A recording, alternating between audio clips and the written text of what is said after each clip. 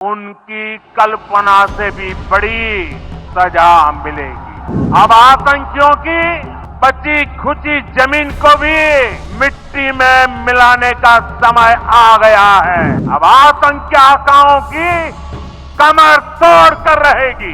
Every effort will be made to ensure that justice is done. कल्पना से भी परे, जी हां, कल्पना से भी परे सजा मिलकर रहेगी। उनकी कल्पना से भी बड़ी सजा मिलेगी। जो किसी ने सोचा नहीं है वैसी सजा दी जाएगी।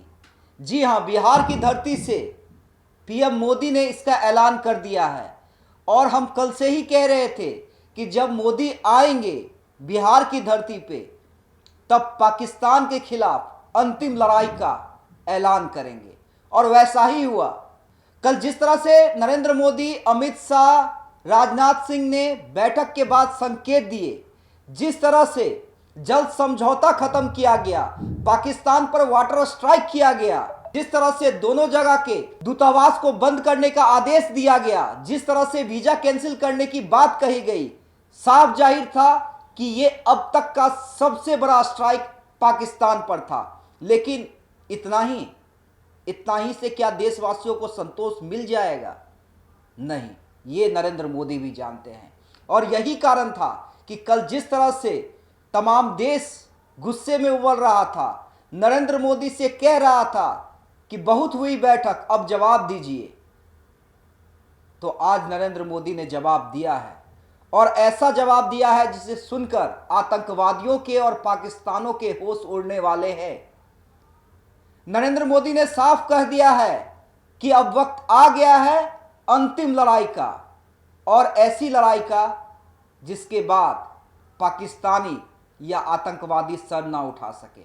सुन लीजिए नरेंद्र मोदी ने किस तरह से जंगे ऐलान कर दिया है। ये हमला सिर्फ निहत्थे पर्यटकों पर नहीं हुआ है, देश के दुश्मनों ने भारत की आत्मा पर हमला करने का दुस्साहस किया है। मैं बहुत स्पष्ट शब्दों में कहना चाहता हूं, जिन्होंने ये हमला किया है उन आतंकियों को और इस हमले की साजिश रचने वालों को उनकी कल्पना से भी बड़ी सजा मिलेगी। सजा मिलकर के रहेगी। अब आतंकियों की बची खुची जमीन को भी मिट्टी में मिलाने का समय आ गया है। 140 करोड़ भारतीयों की इच्छा शक्ति अब आतंकी आकाओं की कमर तोड़ कर रहेगी। From the soil of Bihar, I say to the whole world, India will identify, track and punish every terrorist and their backers. We will pursue them to the ends of the earth. India's spirit will never be broken by terrorism. Terrorism will not go unpunished. Every effort will be made to ensure that justice is done. The entire nation is firm. Everyone who believes in humanity is with us. I thank the people of various countries and their leaders who have stood with us in this time. Narendra Modi यही नहीं रुके। जब उन्होंने English में बोलना शुरू किया और ये कहा कि बिहार की धरती से मैं ऐलान करने जा रहा हूं, तब न सिर्फ वहां पे बैठे नीतीश कुमार, ना चिराग पासवान, ना ही ललन सिंह, नेता तो खुश हुए ही, बल्कि वहां पे जो तमाम लोग बैठे हुए थे, अधिकारी बैठे हुए थे, वो खड़े होकर नरेंद्र मोदी का नारा लगाने लगे और ताली बजाने लगे।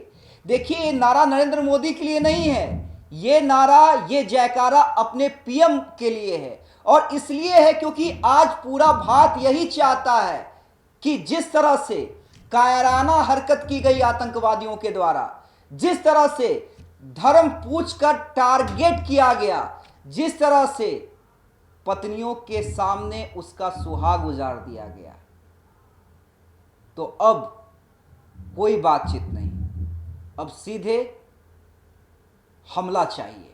और ऐसा हमला चाहिए जिससे आतंकवादी या उसे समर्थन करने वाले देश फिर से भारत की तरफ नजर उठा के ना देख सके। यही बात चिराग पासवान ने भी कही थी, यही बात विपक्ष के कई नेताओं ने कही थी, और आज ऐलान जंग हो चुका है।